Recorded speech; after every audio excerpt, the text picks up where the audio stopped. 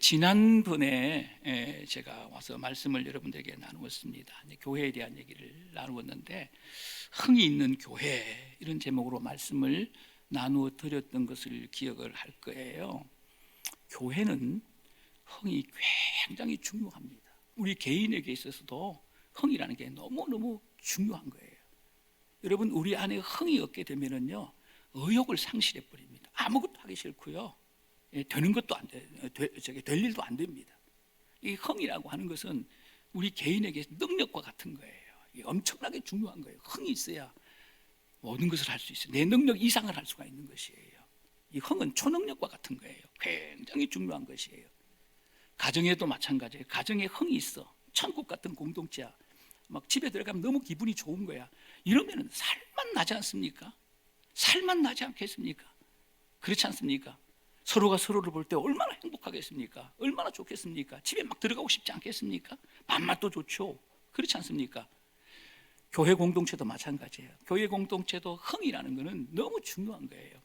흥이 있는 공동체가 되게 되면 왜 중요한 것입니까? 왜 중요한 거예요? 성도들이 행복해요. 여러분, 교회에 흥이 없다고 생각을 해보세요. 흥이 빠진 교회라고 생각해 보세요. 그건 뭐와 같으냐면 안고 없는 찐빵과 같은 것이에요. 찐빵의 안고와 같은 게 그게 흥이에요. 흥은 교회의 능력이에요. 초능력이에요. 굉장히 중요한 것이에요. 흥이 있으면 신나는 교회, 행복한 교회가 되게 되면은 성도들이 행복하잖아요. 성도들이 행복하면 어떻게 하겠습니까? 막 예배 드리고 싶고 막 찬양하고 싶고 막 그러지 않겠습니까? 예? 막 전도하고 싶고 우리 교회를 인도하고 싶고 이런 마음 생기지 않겠습니까? 근데 성도들이 행복해야 교회가 부흥하는 거예요. 좋은 교회가 되는 거예요. 그래서 흥이 있는 교회, 잔치집과 같은 교회, 이 신나는 교회가 되어야 성도들이 행복하고, 성도들이 행복해야 교회가 부흥하는 거예요. 전도지 몇 장 돌린다고 해서 교회가 부흥하는 게 아니에요. 이런 분위기, 이 교회의 이런 분위기, 좋은 분위기, 천국 같은 분위기가 교회를 부흥시키는 거예요. 여러분, 교회가 공동묘지 같으면 누가 오겠습니까? 왔다가도 가요. 있는 사람도 하나 둘 떠나게 될 거예요. 하나님이 디자인하신 이 초대교회는 성도들의 교제가 풍성했습니다. 우리는 육을 가지고 있잖아요. 영만 가지고 있는 게 아니에요. 성령만 충만해서 되는 게 아니잖아요. 육을 가지고 있기 때문에 육적인 기쁨이 있어야 되는 거예요. 육을 가지고 있기 때문에 밥을 잘 먹어야 돼요. 맛있는 밥을 먹어야 돼요. 이 중요한 거예요. 우리 영만 가지고 있는 사람들이 아니잖아요. 육적인 이 성도들의 교제를 통해서 여러분, 영육 간의 교제가 풍성한 흥이 있는 것이에요. 하나님과의 풍성한 교제를 통해서 흥 공동체가 되는 거예요. 성도들의 교제 공동체를 통해서, 교제 공동체를 통해서 하나님과의 교제, 이 예배를 통해, 뜨거운 예배를 통해서 흥 공동체가 되는 거예요. 기쁨의 공동체가 되는 거예요. 그래서 성경이 뭐라고 그럽니까? 기쁨으로 음식을 먹었다, 막 기뻤다는 거예요. 기쁨으로라고 하는 게 초대교회의 중요한 단어예요. 흥 공동체가 되었다는 거예요. 그래서 어떤 역사가 일어나는 것입니까? 성도들이 흥이 있어, 흥이 있는 공동체가, 성도들이 행복해. 그러니까 교회가 부흥하는 거예요. 그래서 날마다 구원받는 사람의 수가 더해갔다, 이렇게 기록이 되어 있는 겁니다. 우리 요새는 지금 교회가 참 어려운 시대이기 때문에 흥이 있는 교회를 세워내야 교회가 부흥한다라고 하는 하나의 처방을 여러분들에게 말씀을 드렸습니다. 제가 계속해서 지금 마태복음 8장 말씀을 나누고 있습니다.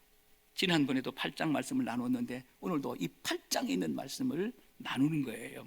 여러분, 지난번에 나눴던 말씀 기억하죠? 바로 같은 장에 있어요.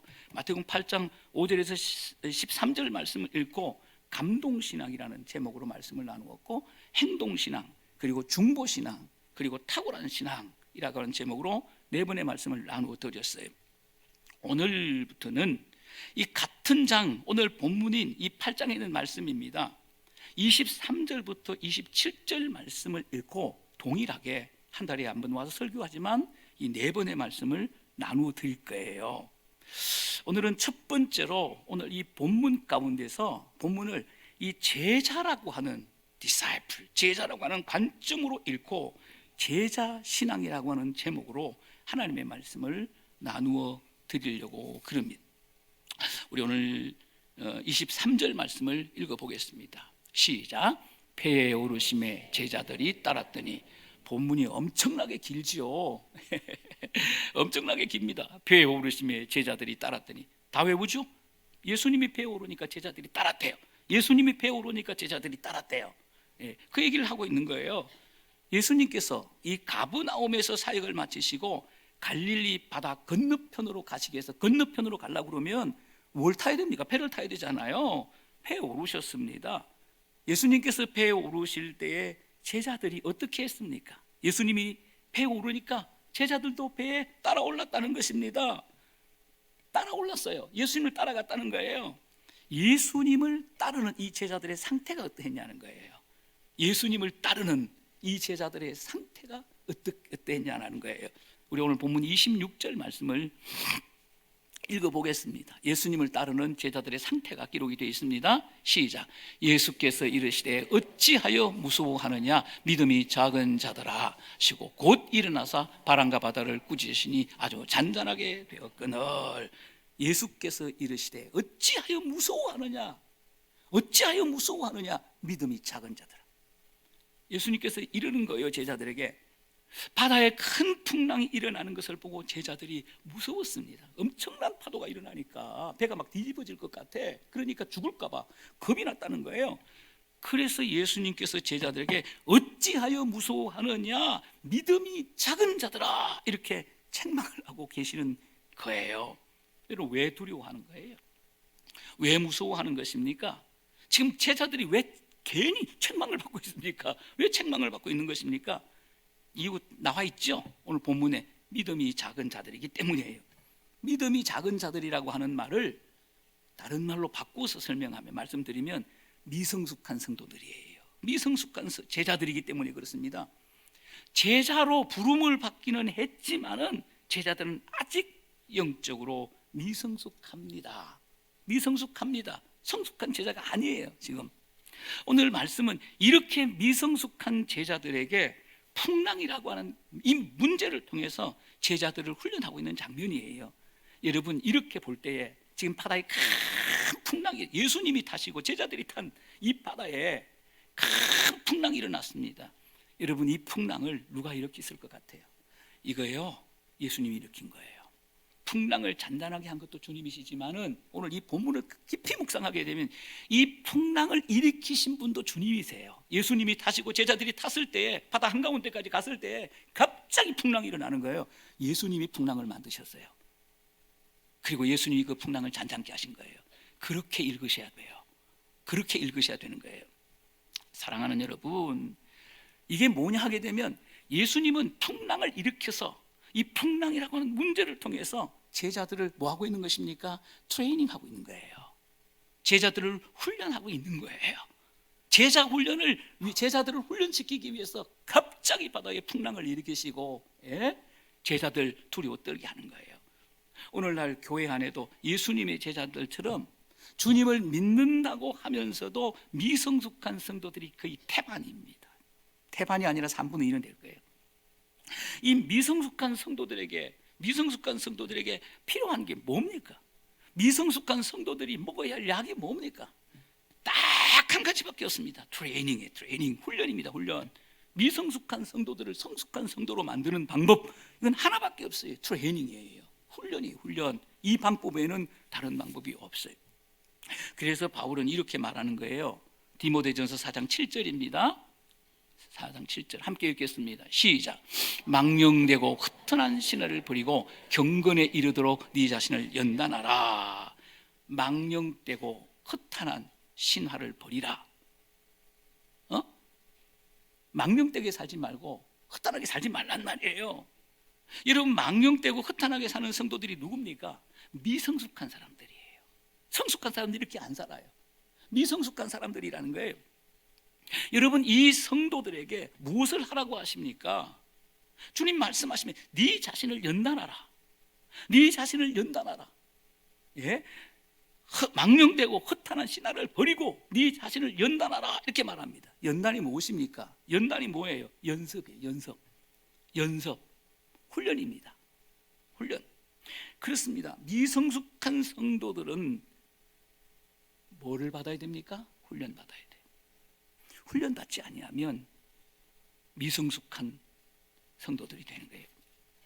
미성숙의 문제를 해결하는 유일한 방법은 훈련이에요. 다른 방법이 없는 거예요. 미성숙한 성도들은 끊임없이 훈련을 받아야 되는 거예요. 어떤 성도들은 그럽니다. 목사님, 매주일 한 번도 빠지지 않고 1년 52주 목사님의 설교 열심히 듣고 있습니다. 죄송하지만 설교는 훈련이 아니에요. 설교는 훈련이 아니에요. 여러분 하루 세 끼 밥 열심히 먹는다고 그게 훈련입니까? 아니에요. 여러분 축구 선수들 보시기 바랍니다. 하루에 세 끼 밥 열심히 먹습니다. 여러분 밥 먹고 뭐 하는 겁니까? 피눈물 나는 훈련을, 밥만 먹는다고 훌륭한 선수가 되는 게 아니에요. 밥을 먹고 피눈물 나는 훈련을 해야 되는 거예요. 그래야 손흥민 선수 같은 훌륭한 선수가 되는 거예요. 훈련 받지 않고 훌륭한 선수가 되는 법은 없는 거예요. 복음서를 보게 되면 예수님을 따르는 이 믿음의 사람들이 있습니다. 예수님을 따르는 이 믿음의 사람들을 두 부류로 구분하게 되면 무리와 제자예요. 무리와 제자예요. 무리는 1년 365일 예수님을 따르는 사람이 아니에요. 자신의 필요를 채우기 위해서, 신기한 기적을 구경하기 위해서 간헐적으로 예수님을 따르는 사람이에요. 간헐적으로 자기의 필요를 위해서, 신기한 기적을 보기 위해서 간헐적으로 주님을 따르는 사람이에요. 예수님께서 가시는 곳마다 수많은 무리들이 예수님께 몰려왔어요. 베세다 뜰에서는 여러분들이 아는 것처럼 장정만 5천만 명이 장만 5천 명이 예수님께 왔습니다. 어린 아이와 여자를 합치면 1만 명이 넘었을 거다라고 합니다. 여러분 이 사람들은 항상 주님을 따르는 사람들이 아니에요. 자기 목적과 필요를 위해서 간헐적으로 주님 앞에 나오는 사람들이에요. 이 미국에서는 부활절과 크리스마스에만 교회를 찾는 사람들이 엄청나게 많습니다. 부활절에는 반드시 와, 크리스마스에 반드시 와, 이런 사람들이 엄청나게 많습니다. 1년에 2번 교회에 나오는 사람들입니다. 여러분 이 사람들을 크라이스트라고 말합니다. 이스트와 부활, 그 다음에 크리스마스를 합쳐서 만들어진 단어예요. 여러분 이 크라이스트는 성경의 무리들과 같은 사람들이에요. 이 가이들만이라고 하는 사람이 나르펜이라고 하는 책을 하나 썼습니다. 여러분 읽은 부분들 많을 거예요. 우리나라에서는 펜인가 제자인가 이런 제목으로 번역이 되었습니다. 교회 안에는 펜과 같은 성도가 있고 제자 같은 성도가 있다는 말이에요. 이걸 스포츠로 비유하게 되면 펜은 관중이에요. 관중 같은 성도예요. 제자는 선수예요. 선수 같은 성도입니다. 펜은 경기장에도 갑니다. 그러나 관중석에 앉아서 구경만 하는 거예요. 그 이상한, 여기까지예요. 구경만 하면 막 소리도 지릅니다. 난리를 칩니다. 맛있는 막 김밥도 먹고 맥주도 마시고 소주도 먹습니다. 여기까지만 하는 거예요. 관중은 구경꾼이에요. 아무리 잘나도 구경꾼이에요. 그 이상이 아니에요. 그러나 제자는 경기장에서 뭐하여 뛰는 거예요. 경기장에 들어가서 선수로 뛰는 거예요. 죽기 살기로 뛰는 거예요. 그렇습니다. 펜과 같은 성도는 교회에 나갑니다. 예배도 하고 찬양도 하고 설교도 듣습니다. 꼭 여기까지만. 더 못 나가요. 여기까지만. 이 펜과 같은 성도예요. 그러나 제자는 펜이 아니에요. 무리가 아니에요. 구경꾼이 아닙니다. 선수입니다. 경기하는 사람이에요. 뛰는 사람인 것입니다. 예수님께서는 펜이 아니라 무리가 아니라 제자가 되라고 말씀하십니다. 단 한 번도 무리가 되라 이렇게 말씀하신 적이 없어요. 단 한 번도 펜이 되라고 말씀하신 적이 없어요. 제자가 되라 이 말씀을 하셨습니다. 제자가 되는 것이 하나님의 뜻이에요. 제자가 되는 것이 예수님의 뜻이에요. 여러분 예수님이 누구를 부르셨습니까? 사람들을 무리로 부르지 아니하고 펜으로 부르지 아니하고 예수님은 제자로 부르셨어요. 제자로 부르셨어요. 마태복음 10장 1절에서 마태는 이렇게 말합니다. 12제자를 부르사 이렇게 말합니다. 마가복음 6장 7절에서 마가는 이렇게 말하는 것입니다. 12제자를 부르사. 누가복음 6장 13절에서 누가는 말합니다. 제자를 부르사. 제자를 부르사. 예수님은 제자를 부르셨어요. 왜 예수님께서 제자로 부르셨습니까? 왜 부르신 거예요? 예수님이 불렀다고 다 제자가 되는 게 아니잖아요. 예수님이 부르신 목적이 제자라는 거예요. 예수님 왜 제자로 불렀습니까? 예수님의 부르신 목적이 뭐예요? 제자 만들겠다는 거예요. 제자를 훈련시켜서 제자로 만들기 위해서 예수님께서 제자로 부르신 거예요. 예수님께서 공생에 3년 동안 하신 가장 중요한 일, 3년 동안 예수님이 사역하셨는데 그 예수님의 주옥 같은 3년 동안의 이 공생의 사역 중에 가장 중요한 일이 무엇입니까? 제자를 부르는 거예요. 그리고 그 제자를 트레이닝하는 거예요. 훈련하는 거예요. 예수님은 12명의 제자를 부르시고 12명의 제자를 훈련시키십니다. 그 제자들에게 예수님의 사역을 위임하시고 하늘나라로 가셨어요. 디사이플십, 제자됨이라는 게 이렇게 중요한 거예요. 그러므로 예배만 드리는 팬이 아니라, 구경꾼이 아니라 무리에서 제자로, 팬에서 제자로 변화돼. 이게 기독교의 변화예요. 기독교가 말하는 변화가 이거예요. 이게 기독교가 말하는 변화예요. 복음으로 뭘 만듭니까? 신자 만드는 거예요. 복음으로 신자 만들고 끝냅니까? 이거는 반쪽이에요. 이거는 반쪽이 주님이 원하는 게 아니에요. 복음으로 신자 만들고 이 신자를 훈련시켜서 뭘 만드는 겁니까? 제자로 만드는 게 이게 복음의 완성이에요. 이게 주님의 명령이에요. 이게 주님의 뜻이에요. 제자란 헬라말로 마데테스라고 해요. 이 마데테스는 앉아서 선생님의 강의를 듣는 사람이 아니에요. 이 마데테스는 일주일에 한 번씩 교회 나와서 설교 듣는 사람이 아니에요. 이건 마데테스가 아니에요. 마데테스는 선생님의 가르침을 받고 그 가르침대로 사는 사람이에요. 선생님의 가르침을 받고 선생님을 따라가는 사람이에요. 부족해도 선생님을 따라가는 사람이에요. 그래서 예수님께서 제자를 부르실 때 믿으라 이렇게만 말씀하시지, 받으라, 들으라 이렇게만 말씀하시지 않고 뭐라고 말씀하십니까? 따르라 이렇게 말씀하시는 거예요. 따르라, 따라가야 돼요. 마태복음 4장 19절 말씀을 읽어보겠습니다. 시작. 말씀하시되 나를 따라오너라. 내가 너희를 사람 낚는 어부가 되게 하리라 하시니 나를 따라오너라. 이게 여기 액센트가 있는 거예요. 나를 따라오너라. 예수님께서 말씀하시되 나를 따라오너라. 베드로와 안드레를 부르실 때 나를 따라오라고 말씀하셨습니다. 나를 믿으라고 말씀하시지 아니하고 나를 따라오라 이렇게 말씀하셨습니다. 마가복음 2장 14절 말씀을 읽어보겠습니다. 시작. 또 지나가시다가 알페의 아들 레위가 세간에 앉아있는 것을 보시고 그에게 이르시되 나를 따르라 하시니 일어나 따르니라. 예? 레위를 부르실 때 주님께서 나를 믿으라 이렇게 말씀하시지 아니하고 뭐라고 말씀하십니까? 나를 따르라 이렇게 말씀하십니다. 나를 따르라. 왜 따르라고 하십니까? 제자는 따르는 사람이에요. 제자는 가만히 앉아있는 사람이 아니에요. 제자는 따르는 사람이에요. 믿기만 하는 것 이건 제자가 아니에요. 듣기만 하는 것 제자가 아니에요.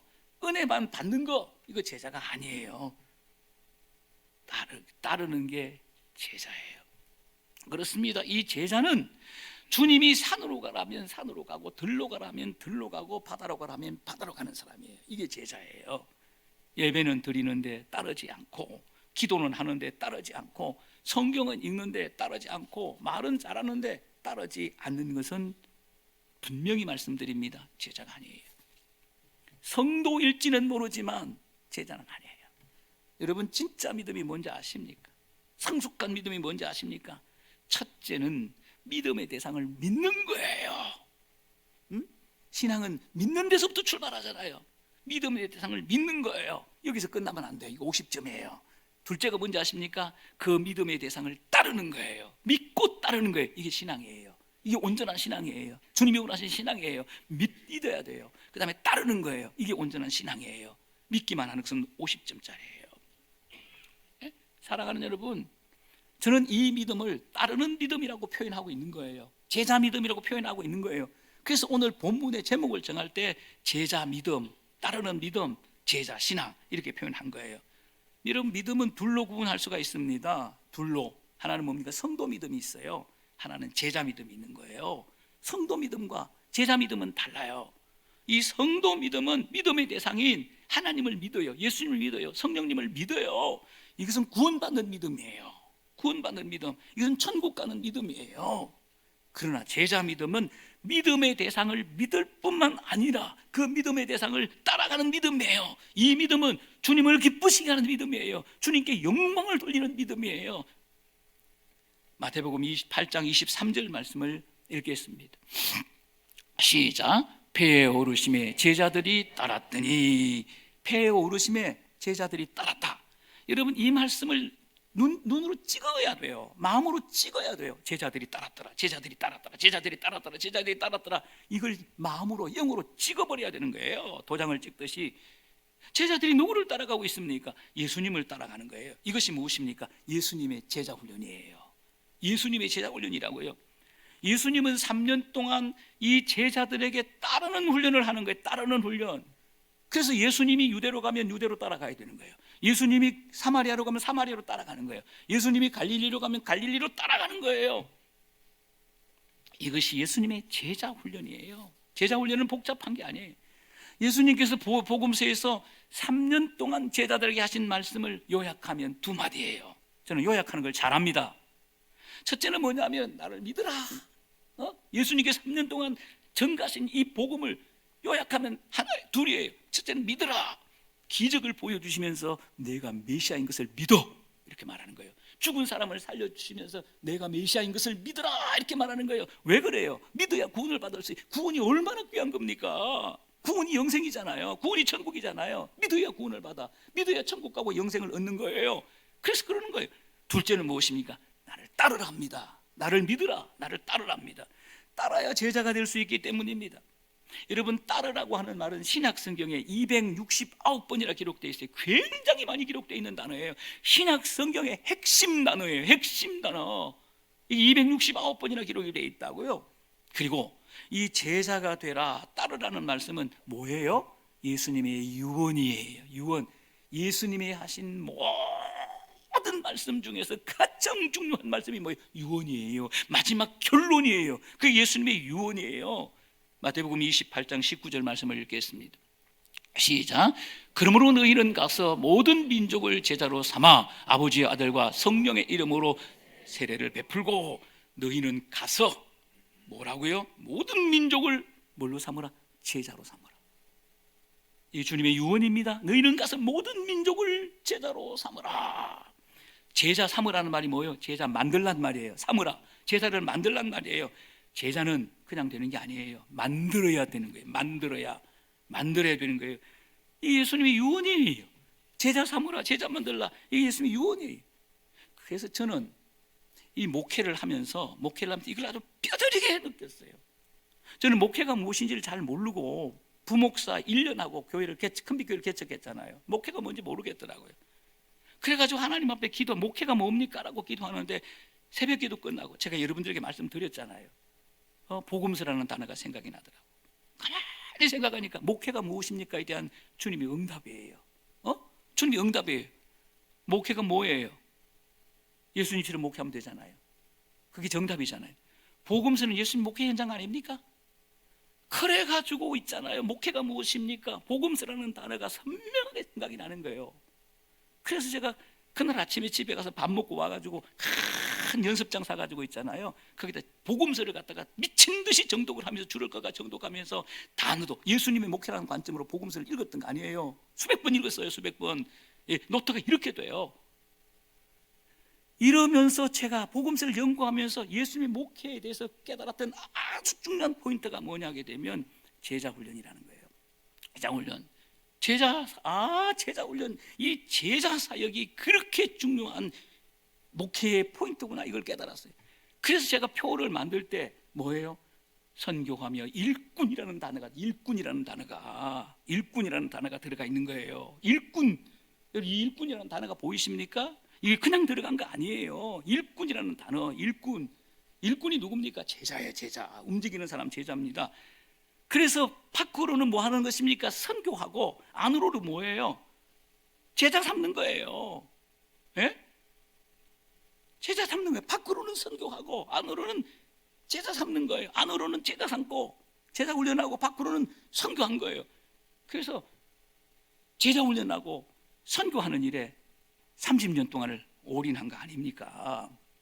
우연히 책 속에서 설교를 준비하다가 책을 뒤적거리는데, 제 서재에서 책을 이렇게 보는데 우연히 책 속에서 이런 자료가 하나 나왔어요.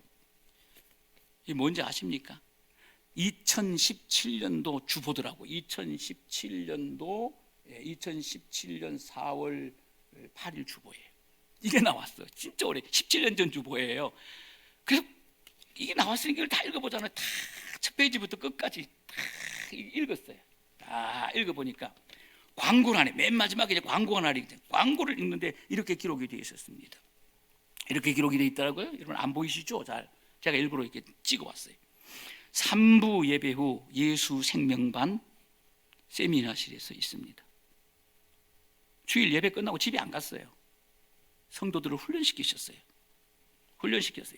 화요일 오전 10시 복음생명 복음생활반 있습니다.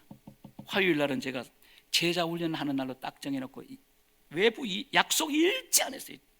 일체 약속을. 화요일 날은 성도들을 훈련시키는 날에 딱 정해놓고 이 날은 훈련하는 날이에요. 그거예요.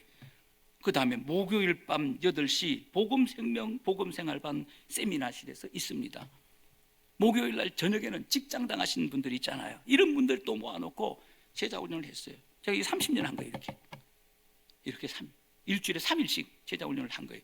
왜 죽기 살기로 제자훈련을 했습니까? 제자훈련은 예수님의 핵심 사역이고, 제자훈련은 예수님의 유언이, 다른 거는 못해도 예수님의 유언은 지켜야 되잖아요. 지키는 척이라도 해야 되잖아요. 안 그렇습니까? 예수님의 사역의 핵심, 예수님의 사역의 목표는 제자훈련이에요.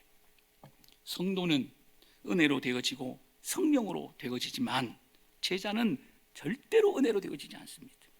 제자는 만들어지는 거예요. 교회는 제자 만드는 학교가 돼야 돼요. 교회는 제자 만드는 공장이 돼야 돼요. 제자를 만들어내야 돼요. 교회가 제자를 만들지 아니하면 제자는 없는 거예요. 성도들만 우글우글해, 무리들만 우글우글해. 이런 성도, 아무런 영향력이 없는 이런 성도들만, 이런 무리들만 가득한 거예요. 교회가 제자를 만들지 아니하면 교회의 직무유기입니다. 목사가 제자를 만들지 아니하면 목사의 직무유기. 안 하면 얼마나 편한지 아십니까? 안 하면 목사도 편하고 교회도 편하고 성도들도 편해. 편하면 다 죽어요. 편하면 다 죽어. 교회가 쉽게 되는 게 아니에요. 복음서는 예수님이 제자를 만드는 제자 훈련소예요. 교회도 제자를 만드는 제자 훈련소가 돼야 돼요. 교회가 해야 될 가장 중요한 일이 뭐예요? 목사가 해야 될 가장 중요한 일이 무엇입니까? 무리를 제자로 만드는 거예요. 그 주님의 지상 명령이에요. 게으른 교회는 훈련을 하지 않습니다. 게으른 목사는 설교만 합니다. 건강한 교회, 부흥하는 모든 교회는 모두 훈련이 분명합니다. 제가 그래서 이 설교를 준비하면서 우리 주변에 있는 교회들을 다 홈페이지가 살펴봤어요. 세암교회 제자훈련 열심히 하고 있더라고요. 주평강교회 제자훈련 열심히 하고 있어. 한마음교회 제자훈련 열심히 하고 있어. 우리 교회만 없어. 밥 먹고 놀아. 교회 망합니다. 훈련은 목회의 기본이에요. 훈련은 교회의 기본이에요. 성경을 보시기 바랍니다. 하나님이 하신 일이 뭡니까? 하나님의 백성을 제자로 만드는, 이게 하나님이 하신 일이에요. 하나님은 이스라엘 백성들을 10가지 재앙을 통해서 뭐 합니까? 구원하시잖아요. 10가지 재앙을 통해서 이스라엘 백성을 구원하십니다. 그러면 구원했으니까 됐습니까? 끝납니까? 아니에요. 그 구원한 이스라엘 백성들을 광야로 인도하셔서 제자훈련을 시키는 거예요. 이게 하나님의 제자훈련이에요. 그래서 하나님께서는 이스라엘 백성들을 좋은 길, 평탄한 길, 지름길인 블레셋 길로 인도하지 아니하고 길이 없고 먹을 것이 없고 마실 물도 없는 광야로 인도하시는 거예요. 광야로 인도하는 이유는 이것밖에 없어요. 좋은 길로 인도하지 않고 광야로 인도하십니까? 왜? 훈련을 위해서입니다. 훈련을 위해서. 그러므로 광야는 하나님의 제자 훈련 학교예요. 여러분, 제자 훈련의 핵심이 무엇입니까? 하나님을 따라가는 훈련이에요. 제자는 따르는 사람이니까 하나님을 따라가는 훈련이에요. 제자는 하나님을 따라가고 예수님을 따라가는 사람이에요. 하나님은 이스라엘 백성들에게 무엇으로 하나님을 따라가는 훈련을 시키십니까? 이거 주목하셔야 됩니다. 무엇으로 하나님을 따라가는 훈련을 해요? 여러분, 광야에서 하나님이 하신 일은 딱 하나입니다. 하나님의 제자 훈련, 하나님을 따라가는 훈련을 시킨 거예요. 그게 뭐예요? 그것은 불기둥과 구름기둥이에요. 하나님을 따라가는 훈련을 시키는 게 불기둥과 구름기둥이에요. 주야로 시켰습니다. 주야로 하루도 빠지지 않고 40년 동안 매일매일 낮에도 밤에도. 불기둥을 따라가는 훈련은 밤에 하시는 하나님의 제자 훈련, 구름기둥을 따라가는 훈련은 낮에 하시는 하나님의 제자 훈련. 왜 이렇게 훈련을 시켰습니까? 제자로 만들기 위해서입니다. 제자는 훈련을 통해서만 만들어지는 거예요. 하나님 우리에게 가르쳐 주신 거예요. 예수님이 공생애 3년 동안 하신 일이 무엇입니까? 뭐예요, 여러분들? 여러 가지. 뭐 하셨습니까? 12명의 제자를 불러서 12명의 제자를 훈련시킨 일이에요. 이 사역 하시고 십자가에 죽으시고 부활하셔서 하나님 나라 성천하신 거예요. 이 사역 하시고 우리 교회도 하나님처럼 예수님처럼 성도를 훈련시켜 제자로 만들어야 되는 거예요. 만들어야 되는 거예요. 기억하시기 바랍니다. 교인이 늘어나는 것은 성장이에요. 성장. 제자가 늘어나는 것은 부흥이에요. 성장과 부흥은 다른 거예요. 여러분, 부흥이 교회의 능력이에요. 교회는 부흥해야 돼요. 사람 숫자만 늘어나면 안 되는 거예요. 교회는 부흥해야 돼요. 성도들의 신앙이 커야 돼요. 숫자만 늘어나면 안 돼요. 마가복음 8장 34절 말씀을 읽겠습니다. 시작. 무리와 제자들을 불러 이르시되 누구든지 나를 따라오려거든 자기를 부인하고 자기 십자가를 지고 나를 따를 것이니라. 무리가 있고 뭐가 있습니까? 제자가 있어. 무리가 있고 제자가 있어. 주님은 무리에게 제자가 되라고 말씀하고 계십니다. 나를 따라오려거든. 지금 무리도 있고 제자가 있습니다. 나를 따라오려거든. 무리와 제자, 미성숙한 제자들이에요. 이 무리들에게 말씀하시는 거예요. 나를 따라오려거든. 제자가 누굽니까? 예수님을 따라오는 사람이잖아요. 여러분, 어떻게 따르라고 하는 것입니까? 자기를 부인하고 자기 십자가를 지고 따르라고 하는 거예요. 무슨 말씀입니까? 제자는 힘들어도 주님을 따라가는 사람이에요. 불편해도 주님을 따라가는 사람이에요. 온전하게 따를 수가 없지요. 어떤 사람은 엎어져서 코피가 나는 거예요. 코피를 닦으면서 따라가는 거예요. 이게 우리의 모습이에요. 온전히 주님을 따르는 사람이 어디 있습니까? 목사도 그렇게 못해요. 어떤 사람은 다리가 부러졌어. 잘로 꿰매서 주님을 따라가는 거예요. 어떤 사람은 두 다리를 못 써. 키워서 주님을 따라가는 거예요. 주님은 이런 모습을 보시면서 감동하시는 거예요. 온전히 예수님처럼 주님을 따르는 사람이 어디 있겠어요? 없어요. 이런 사람들 성경에 보시기 바랍니다. 모세도 다윗도 온전한 모습으로 하나님을 못 따라갔어요. 베드로도 온전한 모습으로 주님을 못 따라갔다라고요. 바울도 마찬가지예요. 쌈질하고 막 왼수 맺고 막 갈라서고 코피 나면 코피 닦으면서 주님을 따라가, 다리가 부러지면 기어서 주님을 따라가고 있지 않습니까? 한쪽 다리가 보면 절면서 주님을 따라가고, 이게 얼마나 하나님 앞에 감동적인 모습이에요. 주님을 따라가려고 하는 모습. 힘들어도 주님을 따라가고, 불편해도 주님을 따라가고, 희생이 있어도 주님을 따라가고, 손해가 있어도 주님을 따라가고, 돈이 들어도 주님을 따라가고. 주님이 이거 보기 원하시는 거예요. 이거 보여드리는 게 재물되는 거예요. 편안하게 신앙생활하는 성도, 자기 생각대로 신앙생활하는 성도는 제자 아니에요. 성도입니다. 무리입니다. 제자는 주님의 뜻이라면 불편해도 그 길을 가는 거예요. 힘들어도 그 길을 가는 거예요. 제자는 예수님의 방향이 제자의 방향이에요. 예수님의 가는 곳이 제자들이 가는 곳이에요. 나는 우리 큰디교회가 성도의 수만 들리는 교회가 아니라 무리가 제자되는 놀라운 변화의 현장, 역사의 현장이 될 수 있기를 주님의 이름으로 축원합니다.